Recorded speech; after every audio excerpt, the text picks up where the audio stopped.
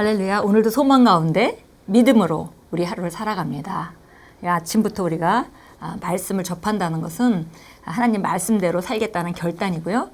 그렇게 시작한다면 오늘 하루도 아름답게 지어질 수밖에 없습니다. 1월 31일 화요일입니다.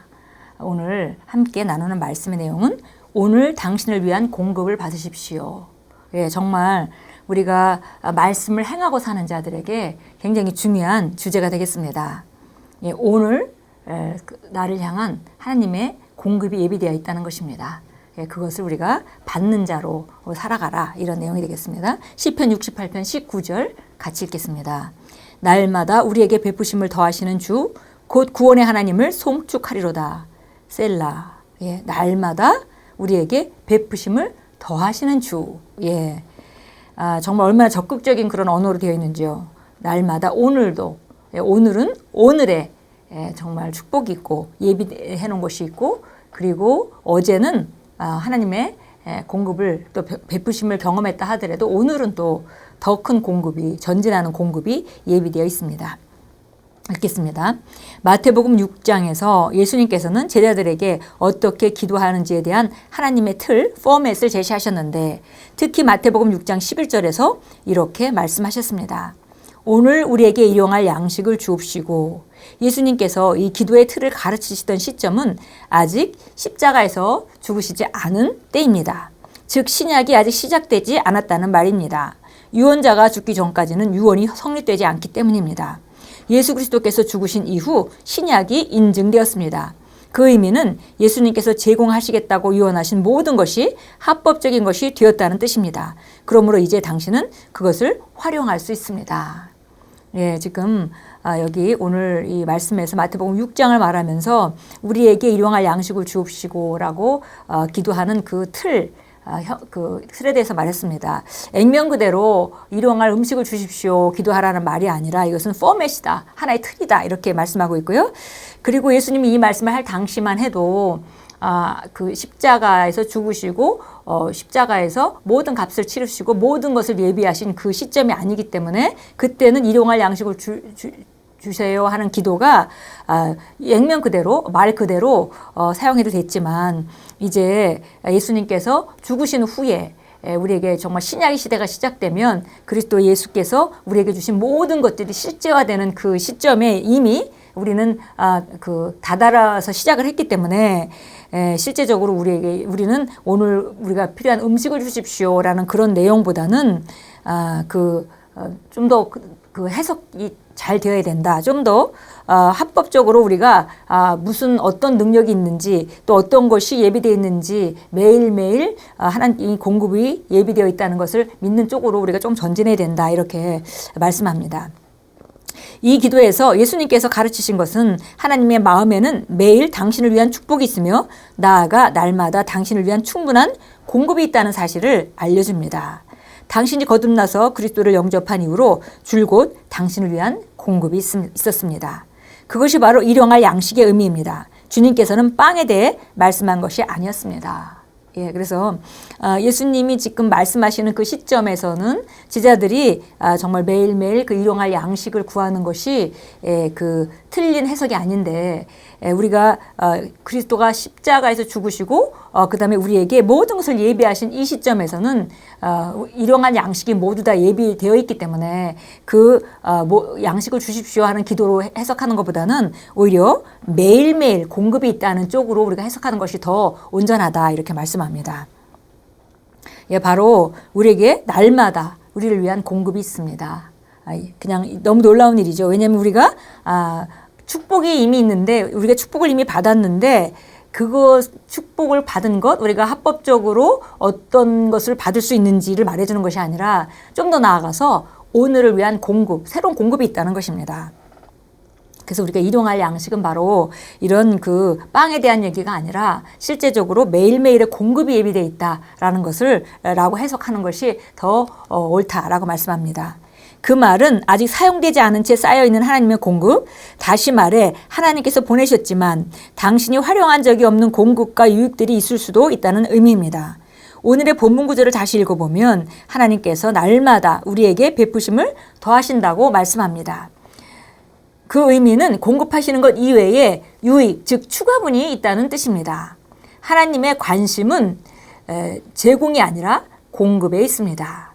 다른 말로 여기 provision이라는 것을 제공이라고 번역했는데요. 하나님의 관심은 어떤 것을 우리를 위해서 예비해 놓은 것, 예비해 놓은 곳에 있는 것이 아니라 실제적으로 공급되어지는 것에 관심이 더 있으십니다.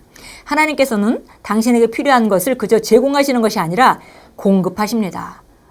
그냥 주는 것으로 나는 줬으니까 라고 거기서 끝나시는 것이 아니라 그것이 우리에게 실제가 될 수 있도록 제공하시고 계시다는 것입니다. 이 말은 지속적인 흐름이 있다는 뜻이며 그것은 당신 자신은 물론이고 다른 사람에게 줄 수 있을 만큼 충분히 넘치게 갖게 하기 위해서입니다. 하나님께서 우리에게 프로비전, 예비하신 것이 있는데 하나님께서 예비하신 것을 벗어나서 그 위에 공급이 있다는 것이죠. 그래서 이것은 살아계신 하나님과도 연결되어 있는 것입니다. 하나님께서 예수님을 통해서 어떤 것을 우리에게 예비하셨는지 그거는 하나님께서 직접 지금 역사하시지 않아도 이미 우리에게 예비되어 있는 것이고 제공된 것입니다. 그러나 하나님은 거기서 끝이지 않으시고 살아계셔서 오늘도 제공하고 계시다는 것이죠. 그래서 이것은 지속적인 흐름을 말하고요. 하나님의 살아계심을 말하고 있는 것이고 그리고 그것은 바로 그 목적 자체가 우리의 그 부족한 부분을 그냥 만족시키고 채워주시는 것뿐만이 아니라 차고 넘치게 공급하고 계시다라는 의미입니다. 당신을 위해 축적된 부가 있습니다. 당신이 그것을 알지 못했다고 해서 그 부를 몰수당했다는 뜻은 아닙니다.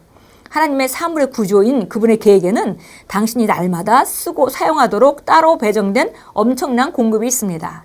그것을 요구하십시오. 오늘 당신을 위한 공급을 받으십시오. 할렐루야.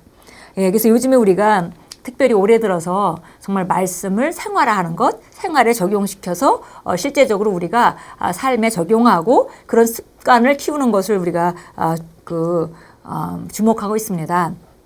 거기다 이제 초점을 두고 있는데요. 그 중에 하나가 우리가 매일매일 에베소 2장 10절 말씀과 같이 우리가 하나님의 작품이고 하나님이 우리 삶의 정말 모든 과정마다 이미 예비한 축복이 있다는 거. 그래서 우리가 이걸 알 때 미래에 대한 걱정할 필요가 없는 것이고요. 또 오늘 새롭게 우리가 하루를 살면서 주님이 예비하신 것에 대해서 기대할 수 있고 그것을 찾아 누릴 수 있고 그 말은 어제보다 오늘 더 전진할 수 있다는 것을 또한 말하기도 합니다. 그래서 보니까 정말 날마다 쓰고 사용하도록 따로 배정된 엄청난 공급이 있다는 거. 예수님을 통해서 하나님께서 예비하신 그런 예비, 제공뿐만이 아니라 매일매일 살아계신 하나님께서 우리에게 예비해 놓으신 엄청난 공급이 있습니다. 그 공급을 우리가 알고 그걸 취하도록 기대하는 것, 그것이 바로 우리가 더 전진하는 삶으로 우리를 인도해 줍니다.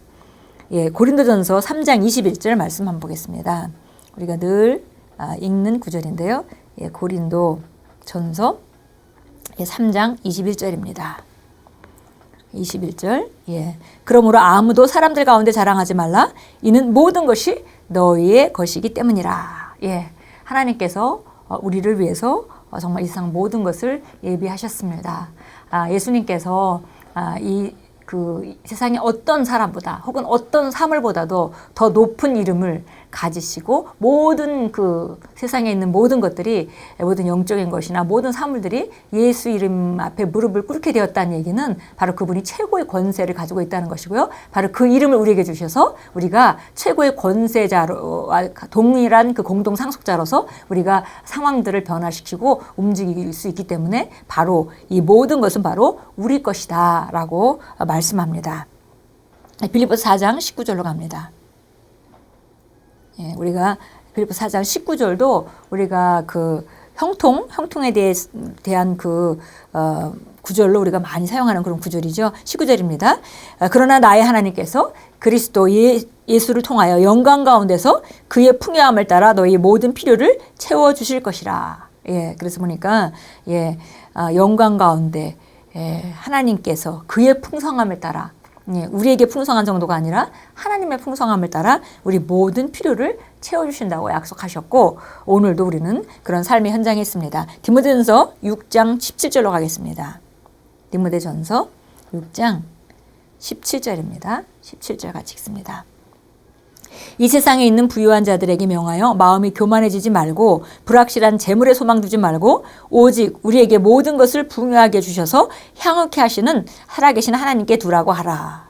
예, 세상에 부유한 사람들은 정말 마음이 교만해져서 자기 부를 축적해 놓은 부를 의지할 수가 있겠죠. 그런데 여기서 우리에게 주시는 그 지시는 바로 뭐냐면 그렇게 부가 있다 하더라도 그 부를 의지하지 말고 그 불확실한 그 재물은 언제 있다가 언제 없어질 수도 있는 것인데 거기다 소망을 두지 말고 오직 모든 것을 풍요하게 계속 주시고 우리를 또 누리게 하시는 살아계신 하나님께 바로 소망을 두라고 말하라 이렇게 얘기했습니다. 바로 우리에게 주시는 지시입니다. 예, 우리가 정말 세상에 재물을 쌓음으로 말미암아 우리 미래를 예비하려고 하는 쪽으로 가지 말고 정말 하나님께서 우리에게 주신 그 놀라운 약속의 말씀 위에 서서 모든 것을 풍요하게 주시는 분, 그리고 그분 살아계시기 때문에 어제 역사하고 오늘 역사하실 뿐만이 아니라 미래에도 지속적으로 살아계셔서 나한테 역사하시고 필요한 모든 것을 주시며 그걸 또 누리게 하시는 그분께, 그분을 의지하고 그분을 믿고 그분에게 소망을 주는 것, 그것이 가장 자기 인생을 지혜로운 곳에 쌓는 그런 방식입니다. 예, 오늘 기도합니다. 사랑하는 아버지께서 저를 위해 작동시킨 공급 시스템으로 인해 감사드립니다. 저는 결코 팔산할 수 없습니다. 아버지께서는 넘치도록 저를 축복하시고 제가 필요한 모든 것을 공급하셨습니다. 제가 아버지를 기뻐함으로 제 심령이 갈망한 바가 제게 주어집니다. 지금도 저는 오늘 저를 위한 공급을 받겠습니다. 복되신 주님께 감사드립니다. 예수 이름으로 기도합니다. 아멘.